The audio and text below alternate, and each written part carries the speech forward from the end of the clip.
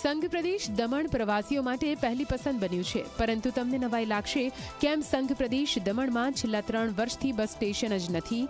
નવું bus stand બનાવવા માટે જૂનું બસ સ્ટેન્ડ તોડી પાડ્યું છે, પરંતુ હજુ સુધી નવું બસ સ્ટેન્ડ તૈયાર ન થતા પ્રવાસીઓને અને સ્થાનિકોને હાલાકી ભોગવવાનો વારો આવ્યો છે.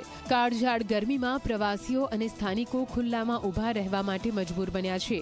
બેસવાની કોઈ જગ્યા પણ ન હોવાથી પ્રવાસીઓ દુકાનનો ઓટલા પર બેસીને સમય પસાર કરે છે. દમણમાં બસ સ્ટેશનની જગ્યાએ ખુલ્લું મેદાન છે અને આ મેદાનમાં ખાનગી વાહનોનો જમાવડો છે. મુસાફરો માટે અહીંયા કોઈ સુવિધા નથી. મુસાફરોની એક જ માંગ છે કે વહેલી તકે સુવિધાયુક્ત બસ સ્ટેન્ડ બનાવવામાં આવે.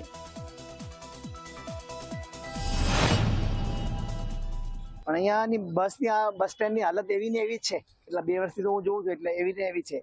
કોઈ ઇન્ક્વાયરી કાઉન્ટર નથી, કોઈ શેડ નથી, કોઈ વરસાદ હોય કે